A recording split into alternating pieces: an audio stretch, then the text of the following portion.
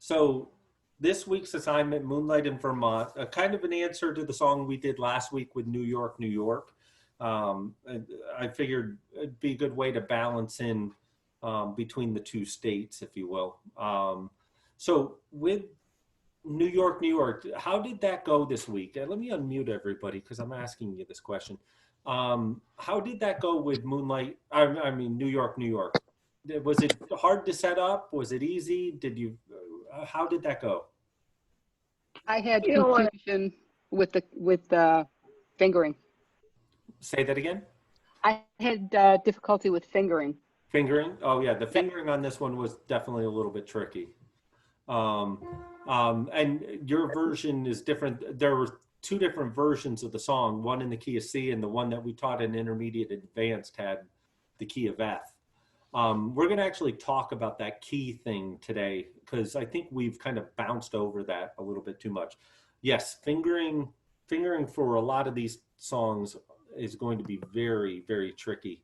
So one of my suggestions when it comes to fingering these songs, let me just grab my copy of New York, the beginner's version. That way I play the right notes. So if we start with the fourth finger,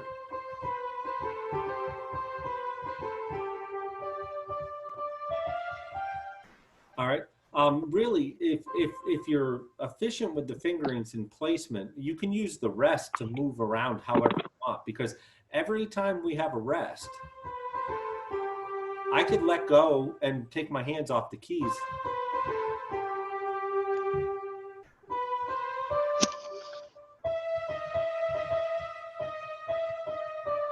So really, I can have and use almost any fingering that is comfortable, because we have so many breaks in the phrase. So there's so many times where you're off the keys that you can start new with any finger, because there's a rest right there. So I technically could come back and play a different fingering. Now, it wouldn't make sense because it's the same phrase. All right. So every time you have a rest in a song or a breath mark or a registration change, it's a perfect opportunity to come off the keys, come back down and start new. And if you haven't printed right hand fingering technique 301, that is a sheet that you definitely want to make sure you have. In fact, here, let me, has everybody been able to access the our website, the Keys to Fun page? Anybody have trouble with that? Because some people say that they can't get in and out of the page, and just making sure you're seeing. I had to look back at the. It didn't work out for all day.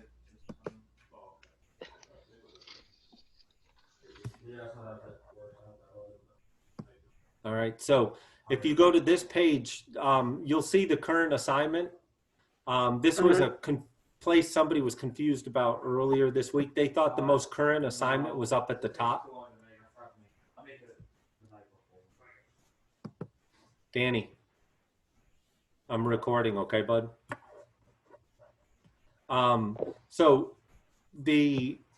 So again, if you look, the top list of songs is the oldest one that we have up there. We can only have 4 songs up there at any one time, because of is it 4? Yeah, 4 songs, because there's 3 versions and it only allows me to have a certain number of folders up there. But then there's another section called important class material. All right, that important class material has musical elements, right hand harmony, creating dynamic arrangements. There's a bunch of valuable stuff in here, but in here is right hand fingering technique 301. And if you download that, it should pop up just like this in your screen. And then up at the right, you could print that, or you can download and save. And in here, it says use rest as a way to start with a new hand position. So that's something I refer to quite a bit. So just wanted to make sure we're all on the same page. Okay, so if you haven't accessed that page, I would recommend doing that and making sure you have everything that you need printed, and have a copy of it. Okay. And if you don't have something or you have trouble accessing it online, let me know. I can obviously resend it. Somebody asked me about older assignments, like week 3, the third song of the year, the second song of the year. They missed those assignments. If you fall into that grouping where you missed some of those earlier classes in the year, just request the song number and I'll send you a copy of it, because we do have everything.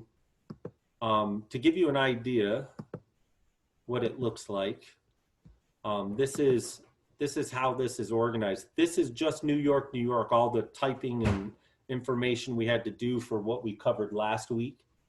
But the only song I don't have on this computer is song number 1. I don't remember why it's on the other computer, but for some reason I have it there. So all of these folders have at least a section of about 9 to 10 things. Some of them have even more, but so if you missed, I can see clearly now. We have all those notes for you. We can get them to you. Okay.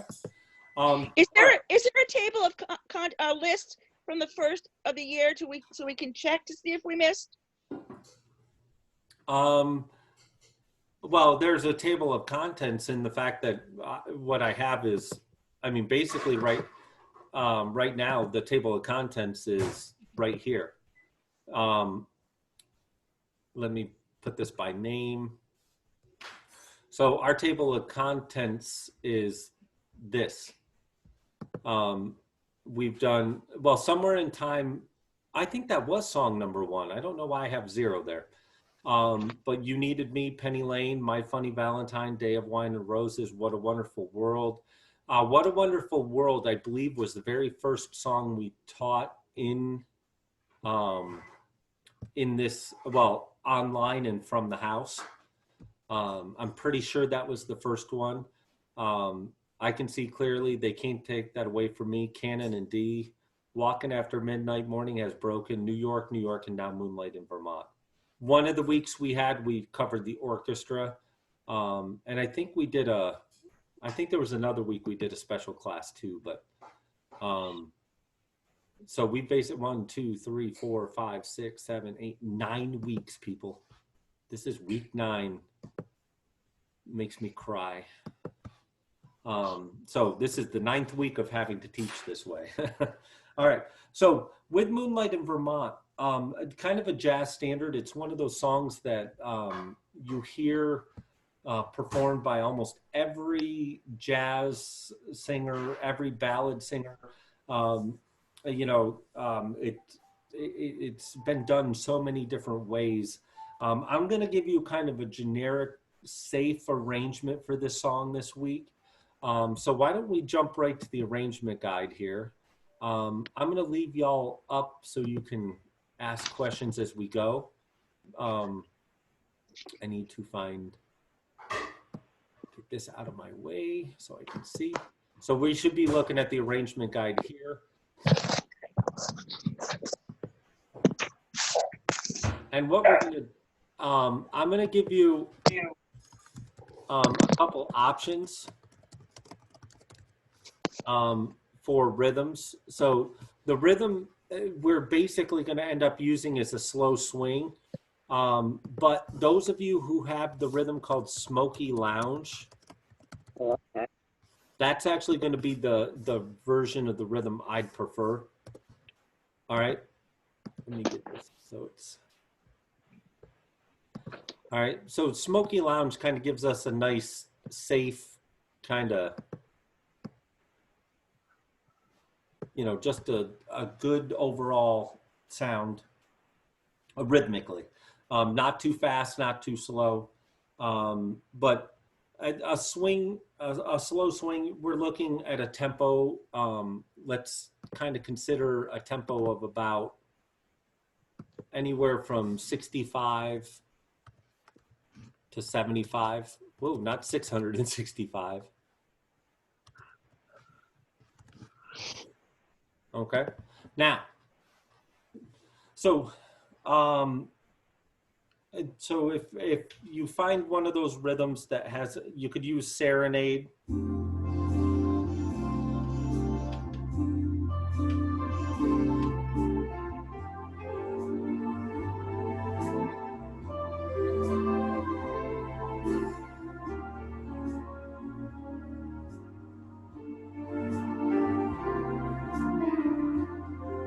Okay, so you could use that. That's just using a slow swing.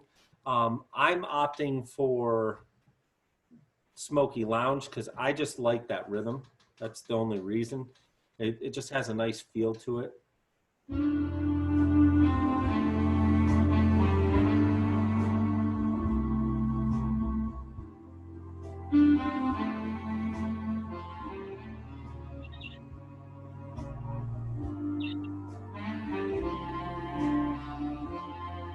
So it gives it that sultriness, which I like for this. So if you think Smoky Lounge instead of smoke, think kind of like a misty, foggy kind of night kind of feel. So, so those are two options for the starting point. Now, that sound you just heard is the tenor sax. I love that sound for this song. Okay. Now, during the orchestra theme class, we talked about the saxophone and how it came about in the 1860 is when the saxophone was invented. All right, and that sax gives you a I'm sorry. So that sax gives you a nice sultry sound. But what I was saying was the sax was invented in around 1860, and its whole purpose was kind of designed to be take the best of what trumpet, trombone, and French horns could do, and combine it with the best of what the woodwind world could do, and make an instrument like a super instrument almost.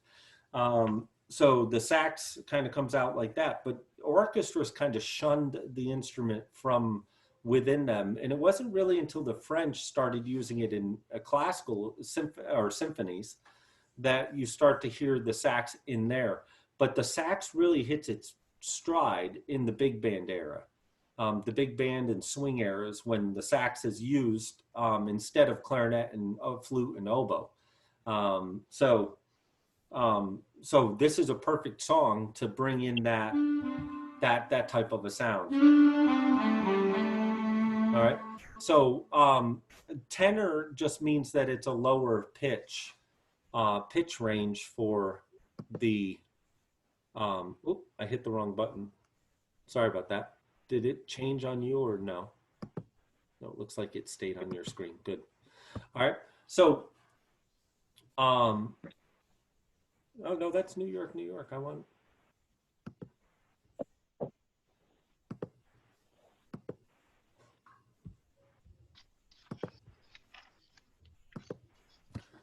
There we go. Sorry about that. It jumped to the New York, New York arrangement guide on my screen. Did it change on yours? No. No. It did On some for a minute. people's it did, some people it didn't. Okay. All right. So we're going to start the song with this sultry sound. Then I think it's a good idea to mellow it out. And we're going to mellow it out a little bit by going to a trombone sound in the second part. All right. So we're going to start with, for registration 1, that sax sound. So if you're memorizing, you would memorize that to number 1, the first setting.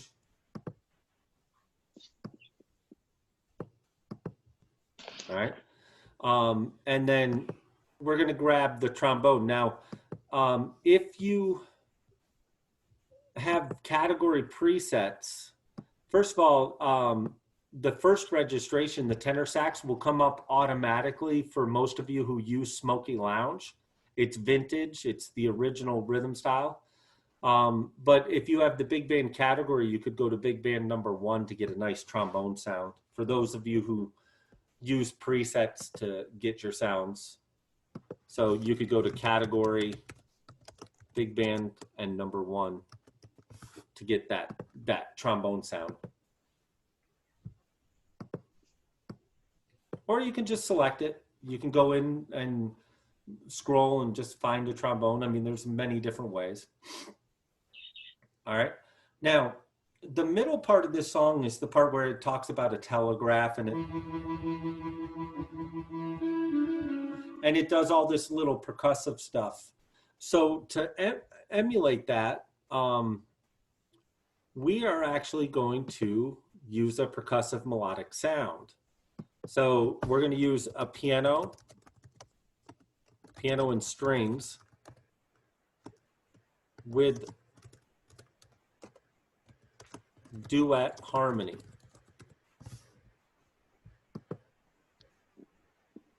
All right, so by using piano and strings,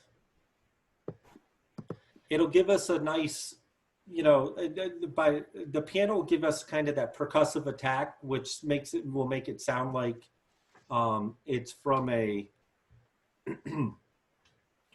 like it's from a, what do you call it, from a you know, from a telegraph. Because if you've, you know, think about the telegraph, ta ta ta ta ta ta ta ta ta ta ta ta, you know, it's going to be a percussive sound. So the piano will emulate that, but we need something to support that piano when we have long notes, because if we just have a piano on, it's not going to continue. It's not going to continue smoothly. So a piano by itself, when I hold the long note, it just dies off. So by supporting that sound with strings, when I hold the note, that foundation will come out. So if you look at it this way, in registration 3, the piano is a percussive melodic voice.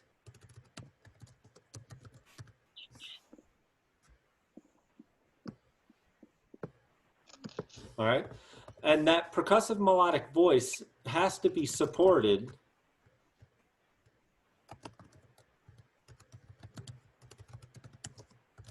with a foundation voice. So just think about the foundation of your house. If you don't have a good foundation, it falls down, right? So same thing here. Now, strings are one of the easiest sounds to use as a foundations that will support the other sound, because strings are used, like I said in the orchestra class, strings have been around and perfected for the longest period of time of any instrument. The only exception I would say would be the harp. I think the harp has not gone through any, I mean, there's some crazy modifications that have been done, but nothing that really just takes it from the instrument it was in the 500s to the instrument it is today in 2020, you know? So so other than that though, the violin, viola, cello, and bass are kind of the instruments that really hit stride. All right. So anytime I need a foundation voice, I lean on strings. Those of you who were in that buttons and tabs class where I talked about the upper tabs and the upper section of the instrument, and I called them the garbage noise or the filler. That's exactly what we're talking about. It's that extra sound that just kind of makes it sound gooder. Yes, I know that's not gooder English. All right. So I'm just grabbing duet because I did not touch that button. All right. So again, if you're memorizing this to your presets, this would be a 3.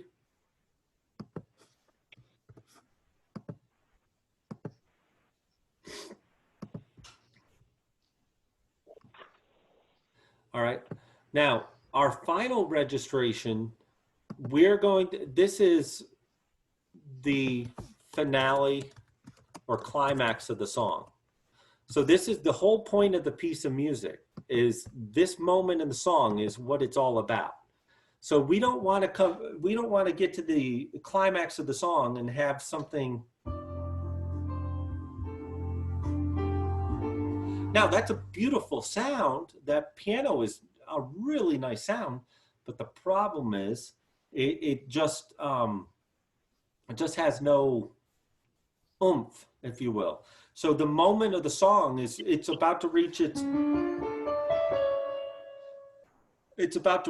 moment, and the arrangement's kind of all right. So this is where you want to use an ensemble voicing. All right. And to do that, there's a number of ways you can do this, but my favorite is going to be the sweep band sound, which Jody, you can get this by touching swing 0, swing with no number on. Those of you who have general preset number 10, you can use general preset number 10, which to do that, what that means is you don't have any other sounds on, or any other, you don't have a category on, and any of that kind of stuff. So I'm actually going to show you this here in a second. I'm saving this copy, so if anybody missed what we talked about, I will have this for you. And we would just memorize that to number 4. If you're on a phone, you might have trouble seeing the bottom of the screen, because I just noticed on mine, I can't see the bottom of the screen. I just put in number 4 in the bottom box. All right. Now, before I finish this, there's one other thing you have to remember. Well, you don't have to remember. I just prefer you remember it. And that is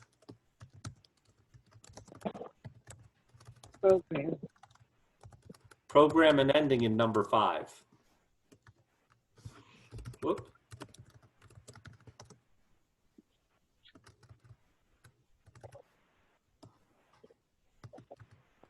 Okay.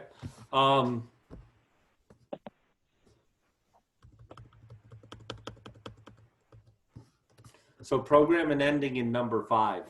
I do like the ending on this one. It is a little bit long, but I really like the ending. And there's some value in always using an ending when you finish playing, especially a song you're working on and might be struggling with. The ending is one thing you can guarantee is played perfect every single time, because it's a professional who's recorded it. So you don't even have to worry about doing anything there. You just get to the end of the song and have it play. So what I'm going to do is make sure that's programmed. We are going to add something on step 4, and I'm going to throw it on there now just so you have it. We are going to transpose up to C sharp.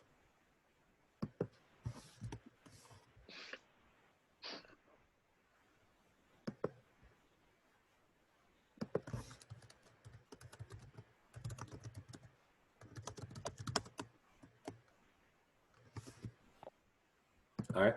I'm going to explain why when we're talking about the musical form again. All right. So, so you program that into number 4, and that just gives us this.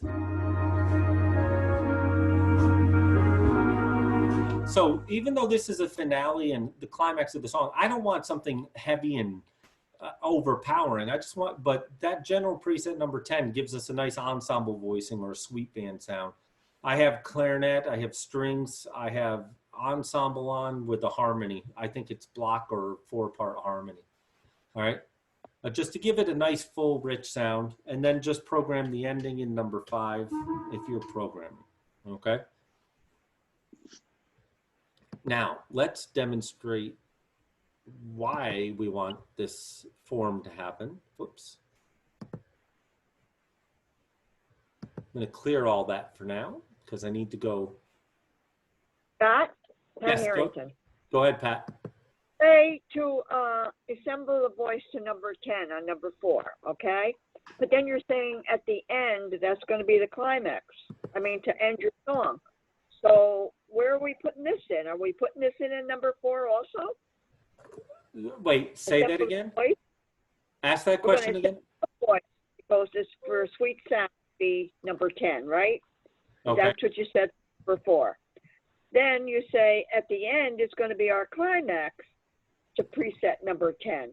So are we going to have number 10 in number 4 also? Or you're not following what I'm saying? I'm not sure I'm following, but I have another way to come at this. So Okay.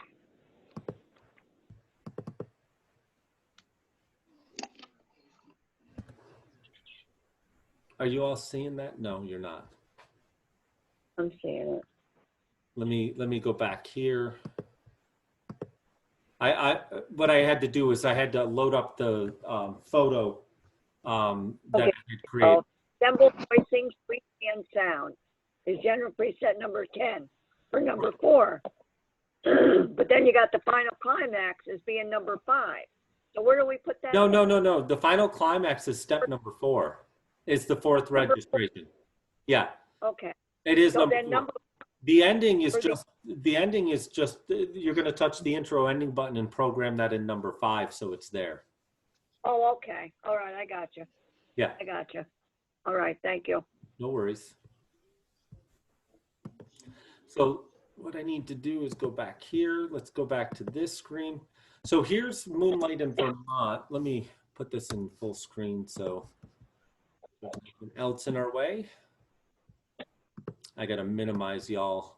I hit the little dash button next to where the pictures of everybody are so I can actually see what I'm doing. All right.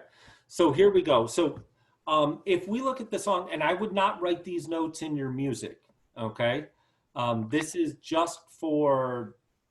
literally just for discussion purposes of never write musical form letters in your music because it'll end up getting in the way, okay? Now, what is weird about this song is how the phrases kind of come through. All right. So if you look at the beginning of the song, it's 1, 2, 3, 4, 5, 6 measures. It goes, let me go to number 1 real quick.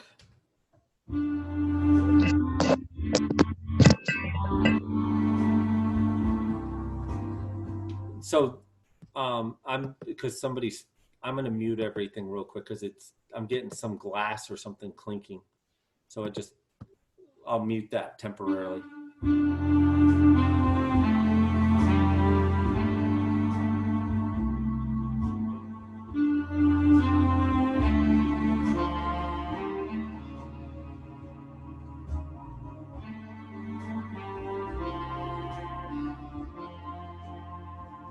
All right, so that part of the song, we had said that most musical phrases are 8 measures long.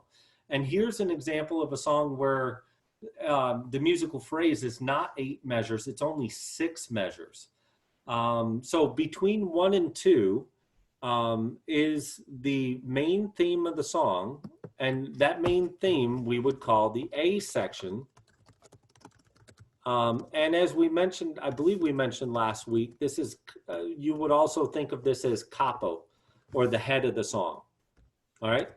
This is the main melody, the main idea.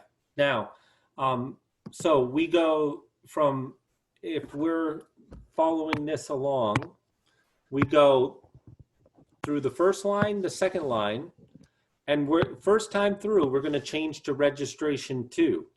And then we see these double dots on the left-hand side. Those double dots tell me to go back. You'll notice, well, and so at that point, we're going to come back up here.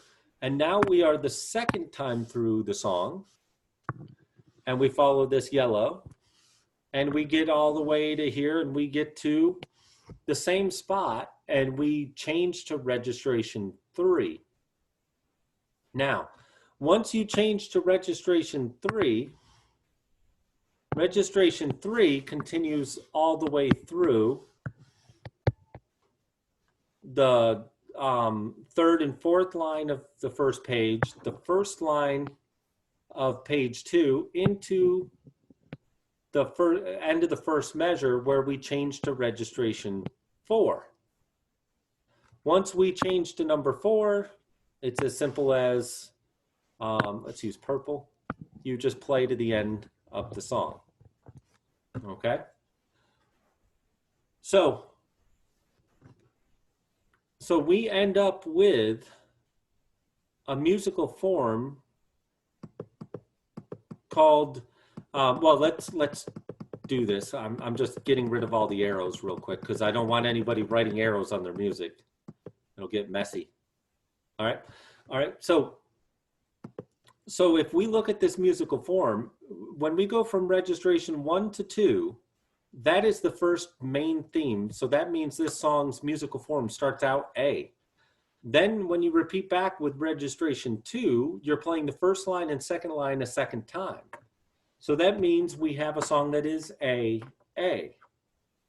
Then we get to the middle part of the song, which is line, after we change to number 3, we play line 3 and line 4, and the next page, line 1 and measure 1 of line 2, all the way up to number 4. So from 3 to 4, this is the B section of the song. Whoa. I accidentally hit Control V. Sorry about that.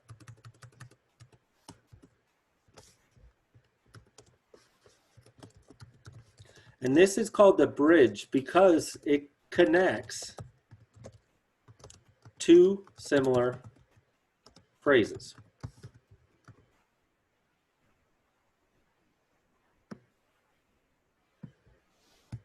So it's going to take us from the 1A section, and then at registration number 4, we are back to the main theme of the song, which is actually the A section again. All right, almost, in fact, I believe it is identical to the first 2 lines. It is. It's note for note identical. There is one chord change, though. So I tried to leave some of the jazzy chords still in it, and I didn't take them out. All right. So this is the main theme of the song again. So we have A, B, back to A. I'll unmute everybody in case you have questions if I'm going too fast. And then we get to the end of page 2, line 3, end of line 3, going into the last line of the song. Those last 2 measures are a perfect example of a shortened musical form at the end of a song. And we actually had that with New York, New York. It's the C section of the song, which is called a tag, which is an unrelated phrase at the end of the song. And what's neat is it can be an incomplete phrase, which in this case, this is an incomplete phrase. Where does that start, Scott? That's the last line. Okay.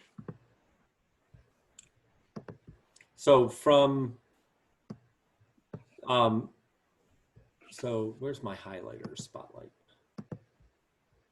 From here, from this part here. Okay. You guys see that highlight? You see where Yeah.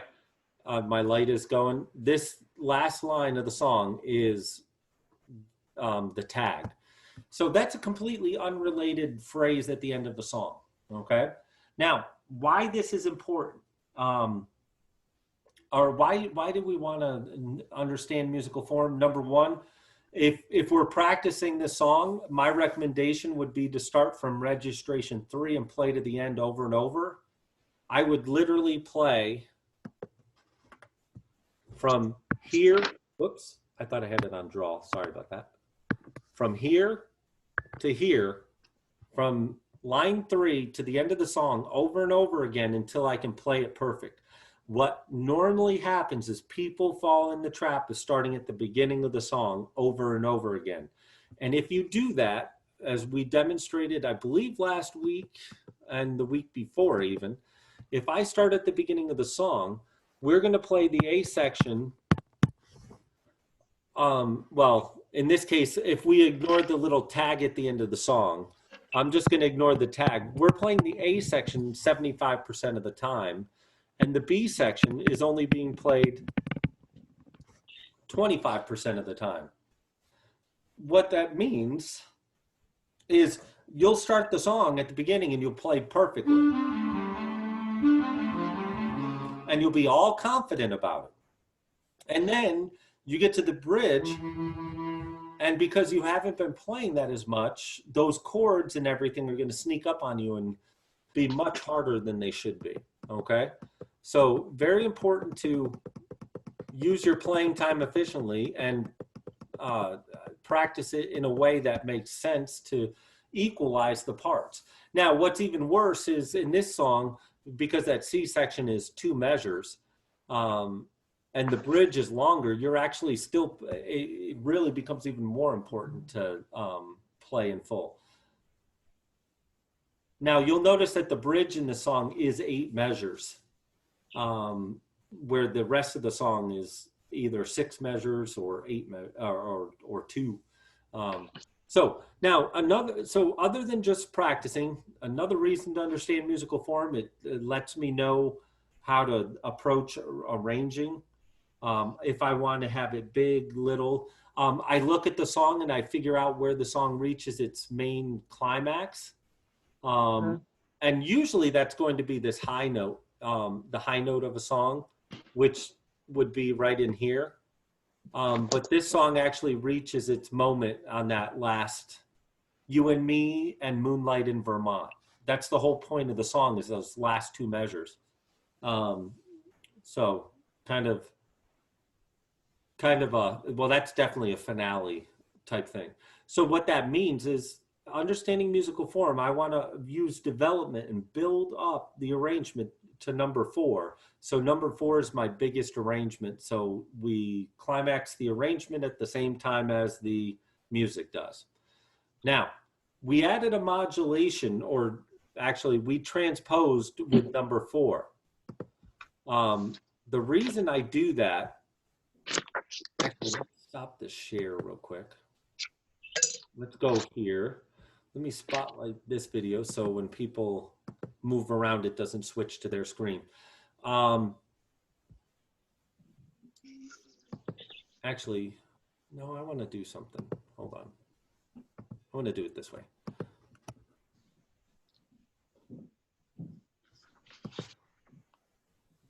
All right. So I want to be able to write this down for you. All right. So one of the things that you need to consider doing all the time, as a composer, very often composers will just do this for you, but that's not always the case. So sometimes as arrangers, which by the way is what we are when we sit down at any keyboard instrument and we decide who plays what and does what, we are the arranger. One of the musical... For a minute. He's talking, but I think he's talking about last week. No, I'm talking about this week's assignment. Can you hear me? Somebody just came in. Let me go back. Can you hear me okay? Yeah. Yep. Okay. Oh, Nancy and Marlon just got here. Okay. No, we're talking about the new assignment. We're talking about Moonlight in Vermont. Oh, you're already on it. Yes, yes. Yeah. Okay. Yeah, we started at 11. Oh my God. See what happens when you've been quarantined too long? God. What day of the week is it, Nancy? Oh my gosh. Just stick after class. I'll catch you up on a couple things. And Okay. actually, I need to mention, go over some other stuff too. So that'll work out. Don't worry about it. All right. So back to that screen I was sharing with y'all. Let's go back. Where is that? So what I was about to mention is that when you have a bridge, which as we discussed in the musical form section, it connects two similar phrases. There's a pro tip that actually I should do this down here. I should have done that in the pro tip section. Consider modulating coming out of the bridge of a song. All right, and we have to do this because we don't have the ability. We don't have a singer singing for us, adding excitement with words and all that kind of stuff. So we have to add the elements that make it exciting musically, and modulations are one of the keys. I'll just put the definition of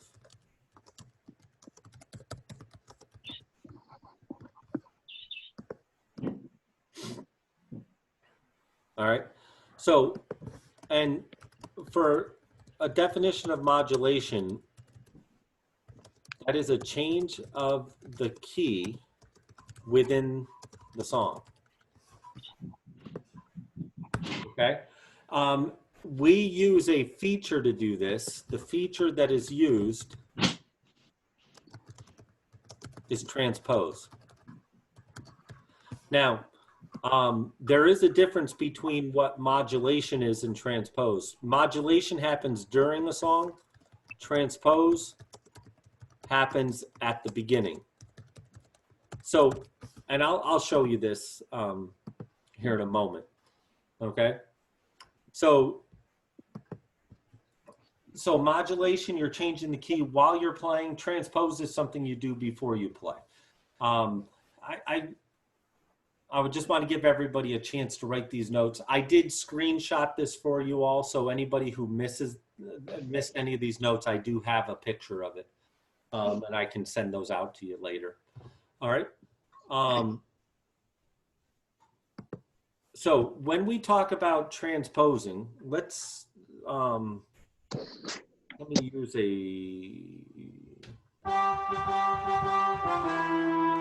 all right, let's do I know what to use. We'll do this.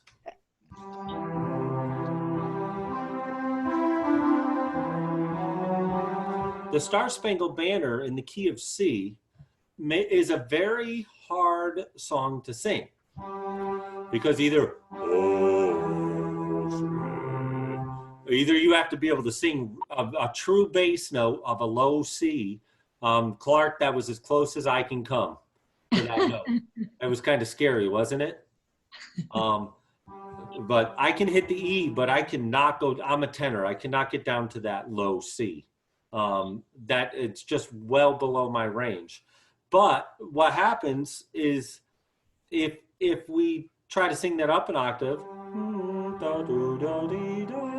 then you get to these really high notes, and you're killing yourself to sing. So transposing is something that very often is done to make it easier for the singer or other musicians to play certain notes and pitch ranges.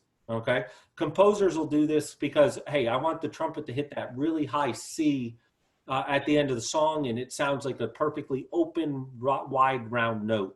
So they want them to be able to hit this note. But when a trumpet plays that C, it doesn't sound like a C. It sounds like a B flat. So, but that uses no valves. And if you were in that orchestra class, we talked about how the valves change the pitch in conjunction with the lips. But the most pure sounds you're ever going to get are when there are no valves down, because there's no extra tubing it's going through. It's going through the main instrument only. All right. So the valves will change the pitch, half step, full step, minor third, major third, perfect fourth, augmented fourth. All right. And then you just open the valves again and you're at a new note. So it could be for that reason, but again, the most common is for singers, because if you have a singer trying to, I mean, that's just a ridiculously low note, and we still have to go way down there. Now there are people who can do that, but they probably can't sing the really high notes up here. all right, because they're bass. They sing usually in this range, all right? So what we can do is we can transpose. And by transposing, we can move the key. Even though I'm playing a G, when I hit transpose up, it's going to make this G sound like an A flat.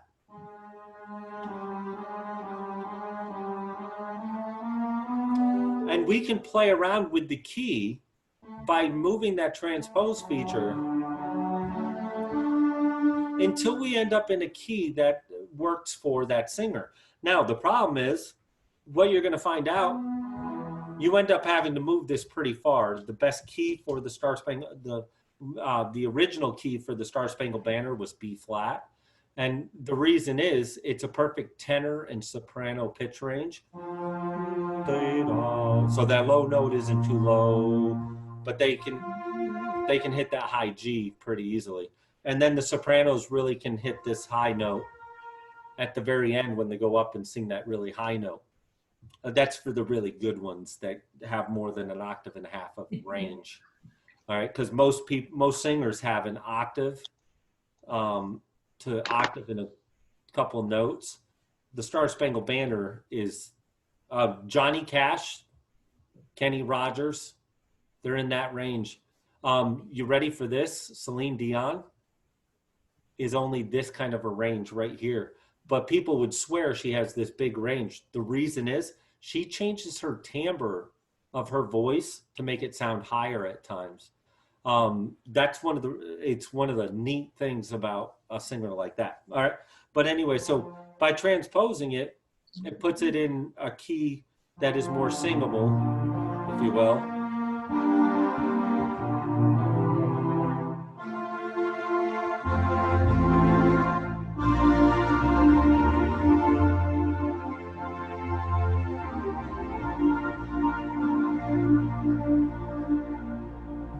Okay. Now, the other reason for transpose is there are songs where it just sounds better in certain keys. We can use transpose to create a mood. If we play a song like Amazing Grace,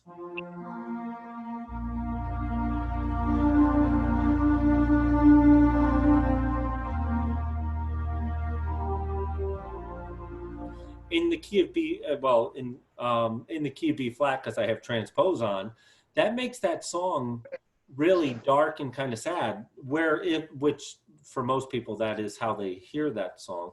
But if I go and I move the key up,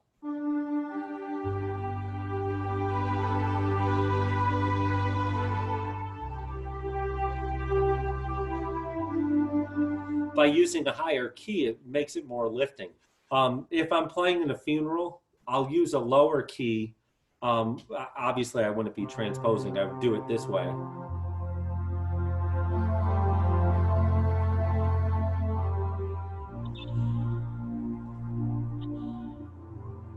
So I'd use a low key to start and then use a higher. I played in the key of F. Now,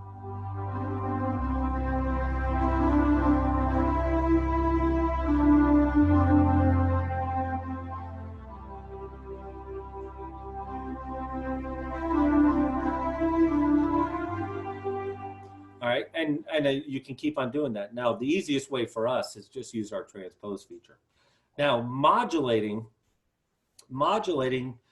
means we're in the song and we change the key. So if we're playing a song like, let's do, well,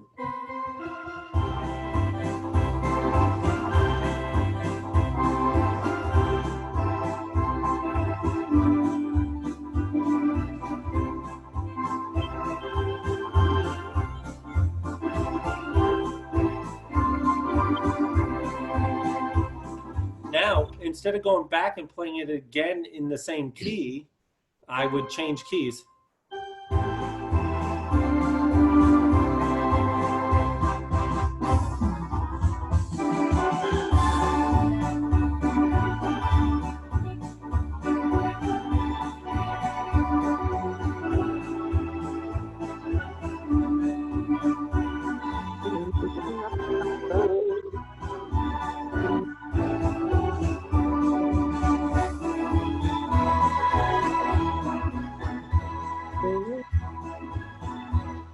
do you see how I started in the key of C, I went to D, I'm now in the key of E. I'm just changing the notes and chords in my head up a step each time. All right. Now, the easy way to do that is use transpose.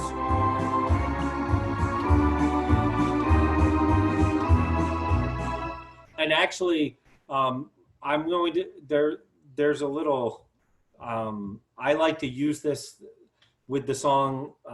It's one of the, I love doing this with Broadway because Broadway is a little more over the top musically. So you get away with it a little bit more.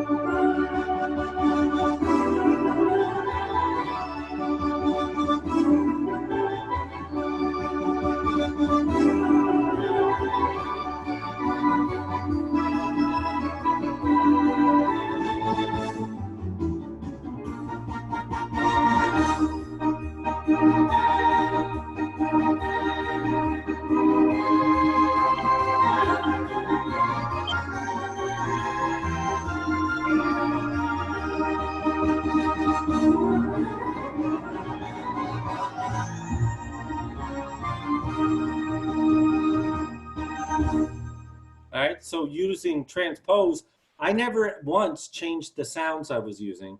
It was just using transpose to add energy and excitement, okay? So transpose feature can be a very, very, very, very handy tool to use, all right? Now, so any questions about transpose or modulations or, I mean, we'll help you with this as we're going and how to program and all that kind of stuff as we're going through time. Any questions? Preguntos? No questions? All right, so let's go back to our song. Now, you have homework this week. And Kathy's going to give me a dirty look here in about 20 seconds. All right, you're going to determine the fingering for this song following the right-hand fingering technique rules that we've discussed in the past. She hates when I make her do this. Don't you, Kathy? I think she's nodding her head. I can't see it. I do hate that, Scott. I know. But it's important that I make you proficient in that. But I understand if you do have trouble with the fingering and you need help, don't hesitate to just say, hey, I need help with it. And I will definitely help you with it. And private lessons, we can do that. We can come at it a number of different ways. Damn it. My screen keeps on doing something. Apologize. Did I just swear? Whoops. Yep. All right. I will tell you a secret. Remember, I'm recording these classes, so there will be a YouTube video of this that is available. So if you're figuring out the fingering and you're struggling to figure out where you should be, well, you could actually literally go back and watch my hands at this point, because I'm usually pretty consistent with what I do fingering wise, okay? I'm going to start with A1. If you want to use an introduction, you could. I wouldn't use the first one because it's so long. And my kids will be done with college before that one ends. Well, that's not that far away. They're both technically seniors now. Scary. I'm going to use intro 2 just because it's a little bit shorter.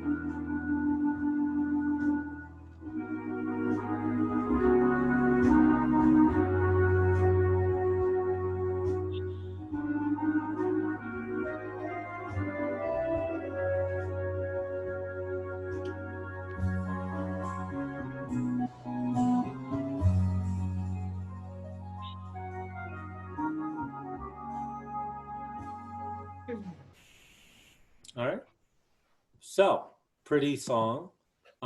You would not want to see the font size I was reading. Actually, here, I'll see if it shows up, gives you an idea of how small. That way I could still see what you all were seeing. Now imagine that on a small screen. Because I did want to be able to see you all, or see you all and the music, and the video that you guys are watching.